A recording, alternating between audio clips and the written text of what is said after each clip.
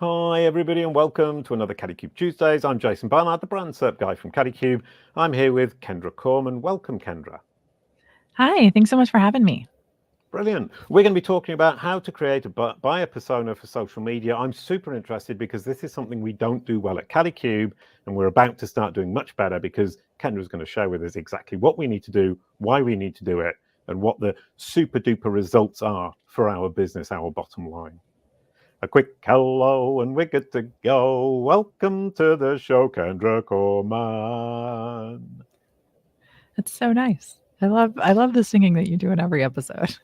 Right, yeah, and you were saying earlier on that you research this stuff incredibly well and you've researched the ending, so stick around everybody for the ending because it's going to be brilliant. You research incredibly well and you know exactly what is going to happen, how the interview will go. You get the intro song, you get the outro song, and you get your brand SERP at the beginning before we talk about how to create a buyer persona for social media. So, Kendra's brand SERP, brilliant. You've got your website at the top with the rich site links, you're dominating. That suggests that you have an incredibly good website that Google understands, and it understands what your audience would want to see on that website, which is what those rich site links are all about. On the right-hand side, you can see with the Kalicube newsletter, you will learn how to educate Google. For the audience, use that QR code to sign up for the newsletter so that you can understand more about brand SERPs, knowledge panels, and how to educate Google, because educating Google will drive business for you, because Google will recommend you to the subset of its users who are your audience. And then I found this, which is one of the reasons people need to subscribe to the newsletter, because we can teach you things like how to find that. This is your knowledge panel on Google. As you can see here, it doesn't appear, but I found it in Google's little brain, and it loves you. It absolutely loves you.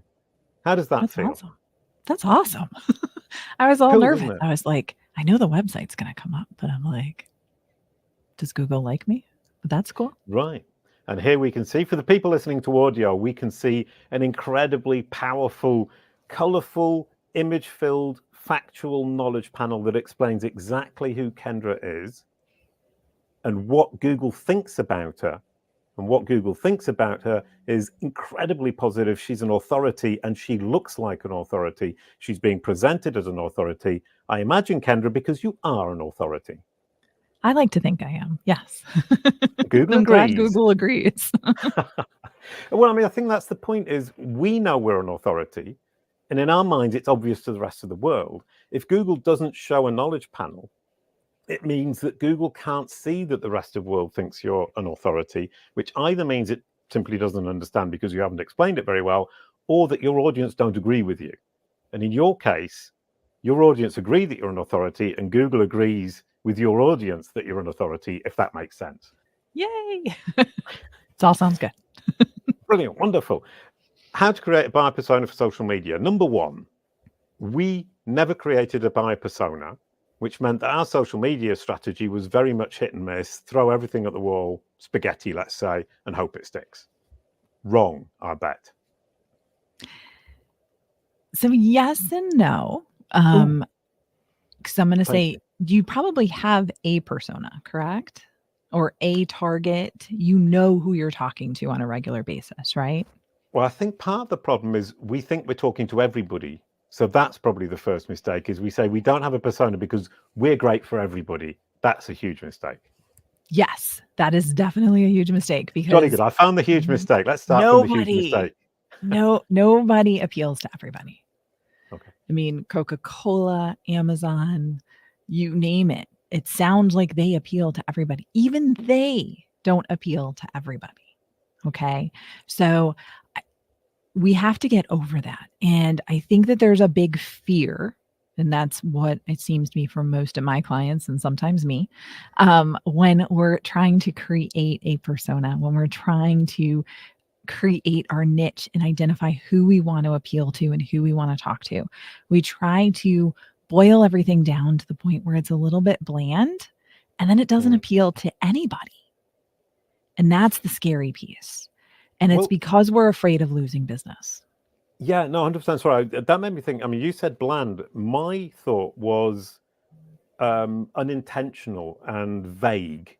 is our problem. Because if we look at a knowledge panel like this, and Kendra Corman, you look like a superstar in your industry, we immediately thought, okay, actors, writers, musicians, they're going to love this.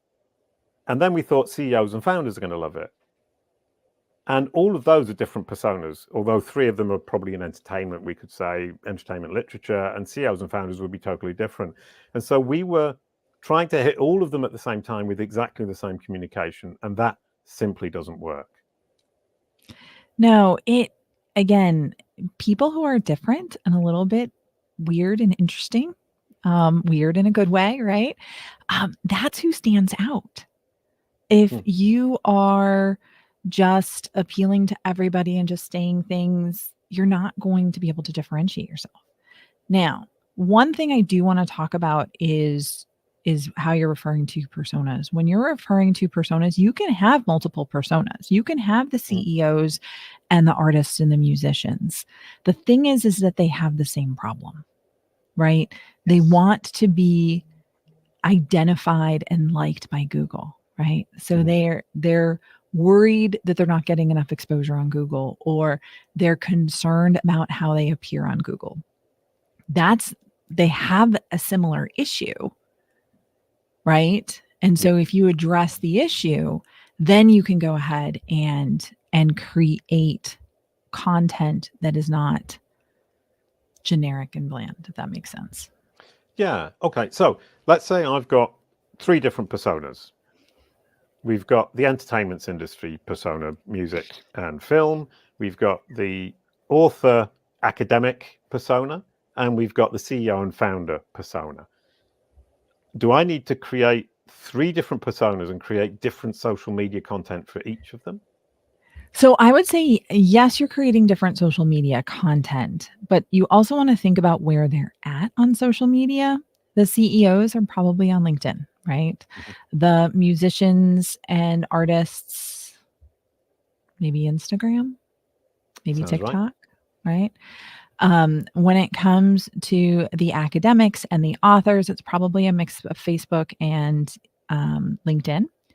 So once you identify where they're at and how they're consuming their social media, then you can create targets and information for each of those channels. And you can have different messages that appeal to those people on those channels because it's not in conflict with each other. Does that make sense? It does, 100%. Sorry, and I'm going to roll that back a tiny bit, which is you said probably on LinkedIn for CEOs and founders, probably on Instagram, TikTok for musicians and actors.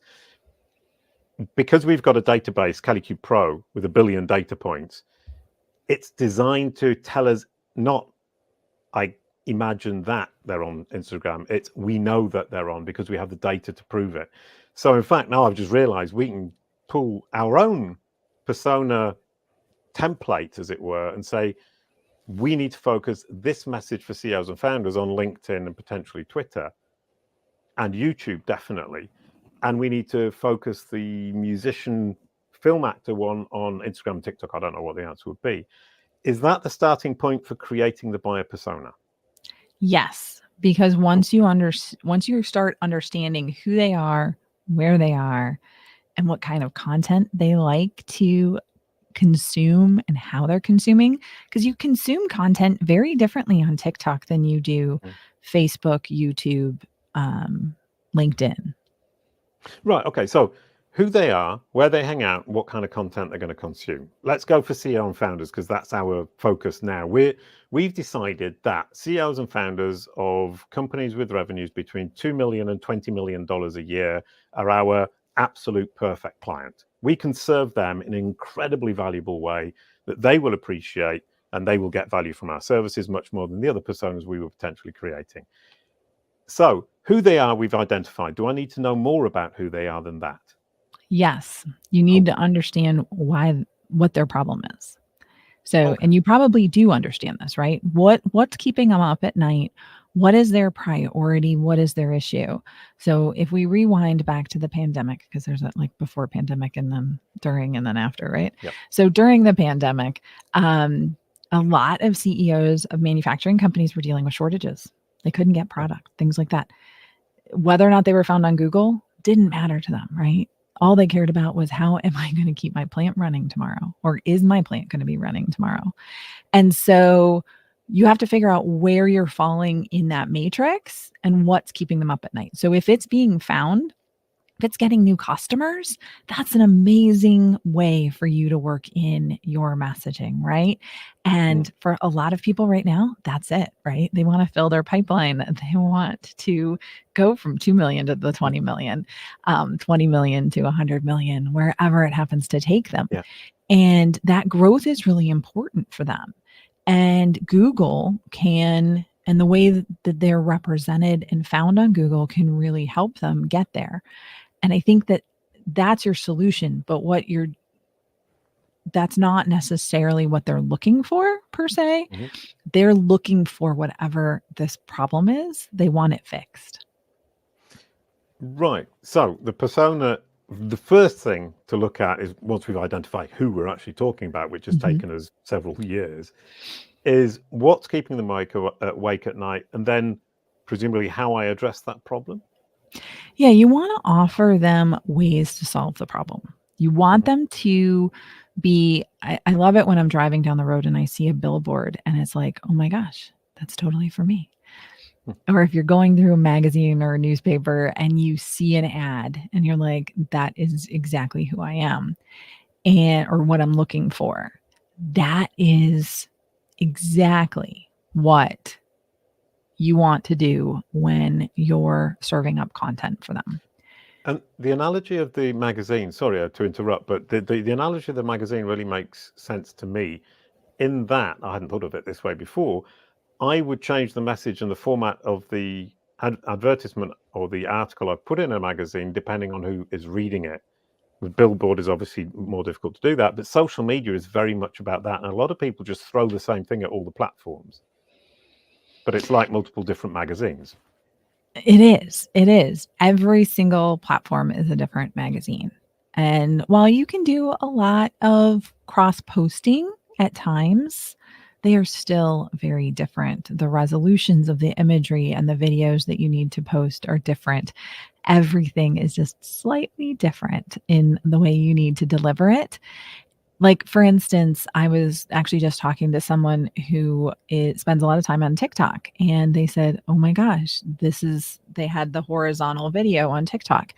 And they're like, you can tell that they're not really committed to TikTok because it isn't set up in the 9x13 direction that those videos are shared.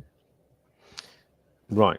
Okay. So the text itself is obviously hugely important. I mean, TikTok, it's just video as far as I understand. I'm not very good at TikTok. Can I use the same text on all of these platforms? You can use similar text on all of these platforms. So I would say, again, if your audience is consuming it in the, and it's the same audience and the same person, it's just different versions of them who have a different favorite social media channel. Yes, you can use the same or similar text. Instagram, you're going to have to put more of it into the video or the picture along with TikTok. But with Facebook and LinkedIn, yeah, you can create similar stuff. Usually with Facebook, I add a few extra emojis because I can, and people there like it. But I take out some of those extra emojis when I'm on LinkedIn because it's a more professional platform.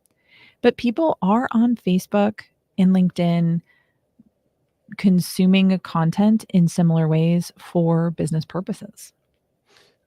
Right. But then also I need to consider where they are in the funnel. Although they all need my solution, let's say 5% of them need the solution right now, and the other 95% will need it in the next 2 years. How do I go about that? Because now all of a sudden I've exponentially increased the number of different variants of this single person I started out with. Correct. And so I view social media as just part of the funnel. Most of that is awareness and nurturing. Moving them further down the funnel is when you get them off of social media and onto your email list. Because the email list is really where you can focus on further nurturing and then finally selling to them. in a much better, more welcome format than necessarily on social media. So Brilliant. if you look at the places in the funnel, my number one goal for everybody that follows me on social media is to get their email address and get them on my newsletter. Which allows me to be really rude and present our newsletter where you will learn how to educate Google. And what I love about this, for the people watching, you can scan the QR code, and for those listening, you'll need to visit our website, kalicube.com, KALICUBE.com, and subscribe. But what really, really, really intrigues me about that is literally 4 weeks ago, we didn't have that. And it's only the last 4 weeks where we've thought, well, actually, the aim of everything we're doing is to get people on the newsletter, because the 95% of people who aren't ready to convert will be hearing from us, hopefully, at the time they do want to convert, if they're on our newsletter list. And we have next to no hope of being in front of them when they need the solution if they're not. 100%. Yeah, I just learned that. So I know I suddenly sound really smart, but 5 weeks ago, I didn't have a clue. No, and that's perfect. And I would say that I've never met a business owner that didn't regret not starting their email list earlier, including me, who focuses on that's email really marketing. comforting. Thank you. Nope, we're all there. We all wish we did it earlier. Okay, so in terms of format on the different social profiles, we have episode of CEOs and founders. How do I know whether they're watching video, reading articles, reading short posts? How do I figure out what content they want to consume?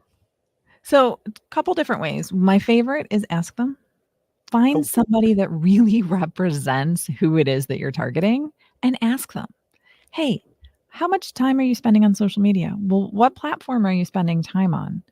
Because they could have a link. They could say, oh, I have a LinkedIn page. I have a profile. I have a Facebook page. I have this. I have that. Okay. But if they're not going there on a regular basis, that's not very helpful. So what are they doing? When are they on it? How often are they on it? And then what type of content do they like to see when they're there? So what are they reading? What are they watching? That type of thing, I think, is really important. And the best way to get it is to ask them. The next best way is to test some things, watch your metrics, and then serve up more of what's getting the engagement. Right. Now, if we come back to ask them, are people necessarily, it's not honest, but do they have enough ability to stand back and look at themselves to actually truthfully answer that question? Because I think I don't like video, but I'm sure I watch much more video than I think I do. Right. So I would say, I'm still going to ask you, so where do you spend most of your time when you're on a social platform? Like if you're at home sitting on the couch with your phone, what are you looking at? Honestly, it depends what's attracted my attention. I would say it used to be Twitter, but now I've got bored of Twitter. I find Twitter just disappears off the face of the universe too quickly.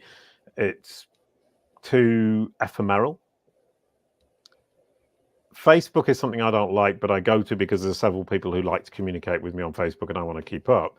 LinkedIn is the one that I go to most, but generally because somebody's engaged with me and I get a notification from LinkedIn and I click on the link to go and have a look what they've said about me.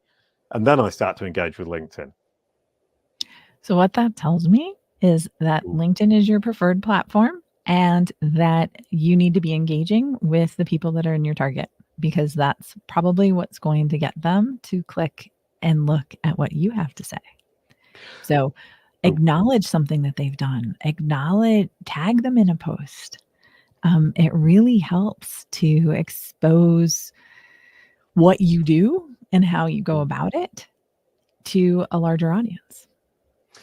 Right. I feel like I'm visiting the psychologist here, to be honest, but it is actually treat people as you would like to be treated, or treat people in a way that you would engage with them the other way around, as it were. That didn't make sense, but you know what I mean. Yes. No, because people like to do business with people like them, right? They have to know, like, and trust them. And so if you want to build that know, like, and trust factor, what are those things that differentiate you from that? If they're not connected to you and they're just scrolling through, they're probably not going to see anything from Kalicube, right? But they might see a comment that you put on someone in their network's post, and that's going to surface you to their audience. And it's also going to surface that person whose post you commented on to your audience, which everybody loves. Right. But you have to be a little bit careful and a little bit subtle to not be too heavy-handed and bring people into conversations just for your own purposes. Correct. You need to be authentic. Social media is meant to be social, right? So you've got to give to get. The more you give on platforms like LinkedIn, the more you get from others. People want to pay you back for commenting on their posts. So then they comment on your posts. And you want to be adding value. But again, it's just another way to keep you top of mind. And then when they see your posts and they see your newsletter, they're like, oh, he's got a lot of really great tips. I should go ahead and join his newsletter list because I want to hear more. Okay, now I'm going to add another dimension to that is what I've just done, or we've just done, is create a persona who's exactly like me. What about the people who are similar to me, but not quite the same? There must be other angles we can get at. Obviously, we can ask people. Is there any other way than asking them and just doing what I would engage with myself? So asking them is number one by far. Number two is most of these platforms have so many people on them that you're going to find your target audience. You're going to find that persona on pretty much every single one of the major platforms, right? Because they're just so huge. The odds of them not being there would be slim and none. So you can look at your metrics. That is one way to do it. Right. And see what they're engaging with, what they're liking, what people are engaging with, and then see how many people are moving over to your email list in truth. If you're not finding people moving over to your email list with the tactics that you're doing, then you need to change it up and you need to be trying something different. Right. I mean, and you need to do it on a very niche level. I mean, you said, basically stalk them. Figure out what they're doing, where they're engaging, stalk individual people. So the idea of that, you can just spread something out and say, let's hit 1,000 people, 100 will engage, 10 will convert. We have to say, let's get one person, move on to the next person. And that's hugely frustrating and difficult to do. It can be. But when you're talking to one person, you're appealing to a lot more. You're being seen by a lot more. It's not just one-to-one. So you're not converting one person at a time. When I comment on someone's LinkedIn post, a lot of their connections see that. A lot of my connections see that. They see the value that I'm adding. And when it resonates with them, I just hit 1,000 people. And then I'm going to get 100 people interested. And then I'm going to get 10 to convert. So when you behave the way that socially on social media platforms, you're going to start to get that scale. That scale is going to come. We had the magazine analogy earlier on, and I was just at a conference on a panel discussion. Social media is a little bit like having a panel discussion with other people with an audience watching. And if you think about the commenting and the posting, I'm talking to one person, but 200 people are listening. Mm-hmm. Yes, there's a lot of people who are very voyeuristic on social media. So they're always watching. They may not be engaging to the same level of everybody else, but they're definitely watching. They're definitely seeing what's showing up in their feed. They're getting notifications.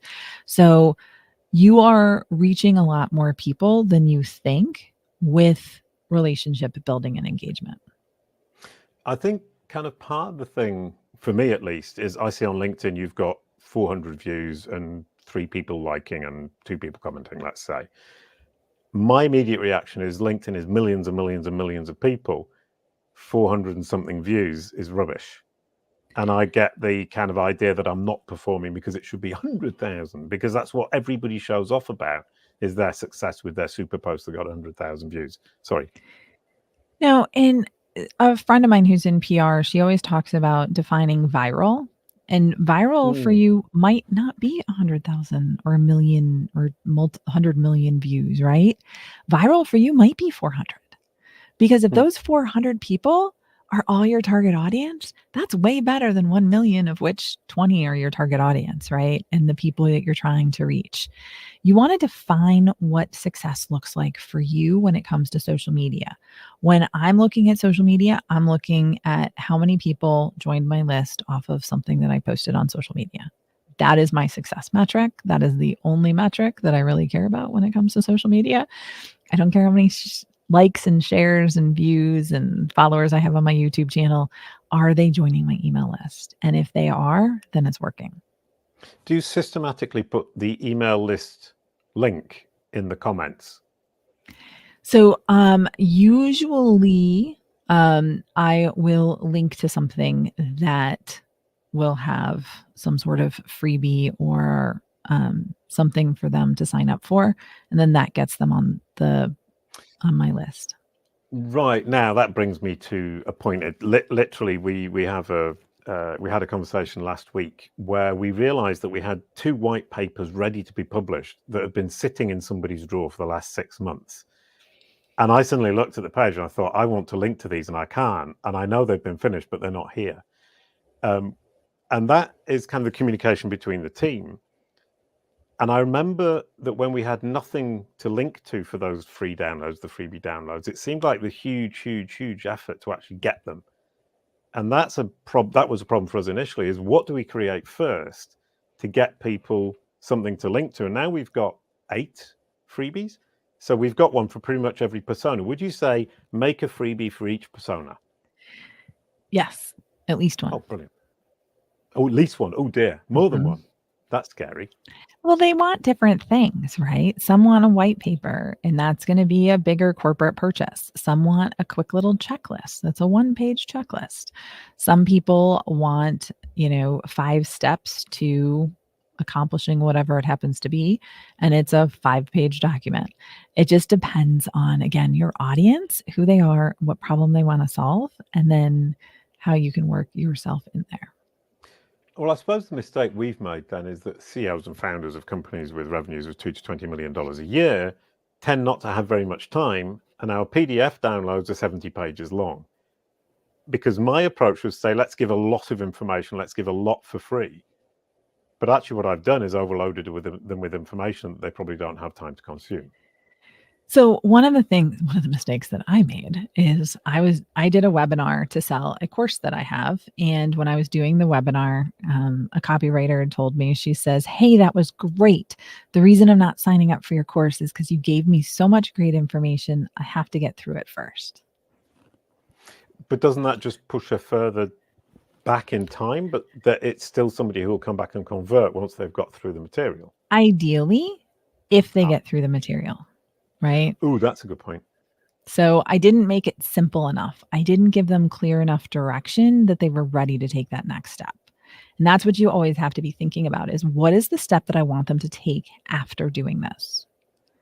And it should be calling you, learning more about you, figuring out how you can get it done for them so that they don't have to do it themselves. Because the one thing none of us have enough of is time.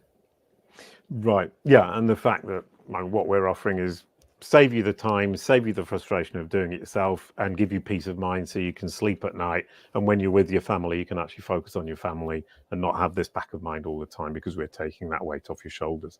Brilliant. Is there anything else you wanted to add to this conversation before we move on?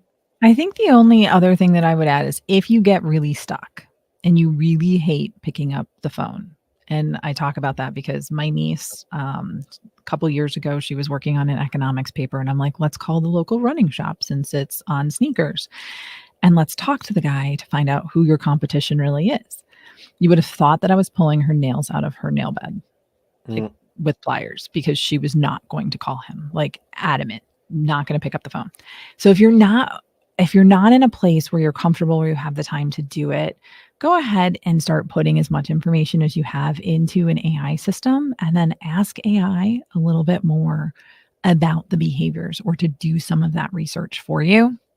It can help save you some time and get you around things, get you to think about it in a little bit different way.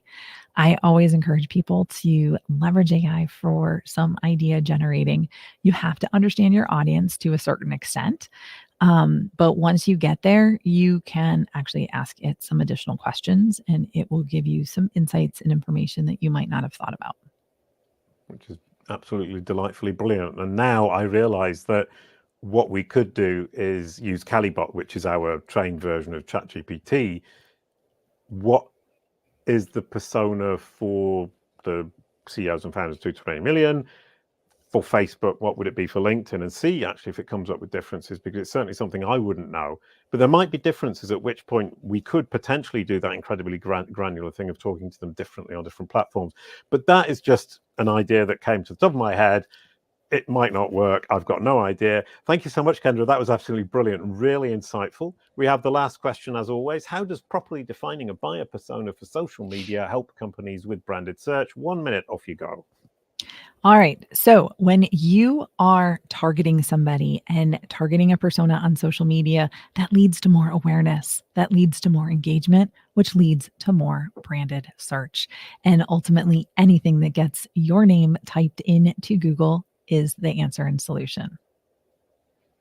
Oh, I love that. That's a brilliant quote.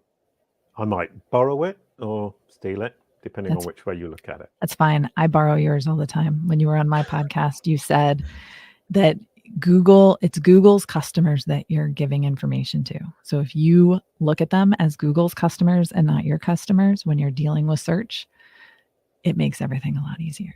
And it's true. Oh, you're better at being me than I am. Oh dear. Thank you so much.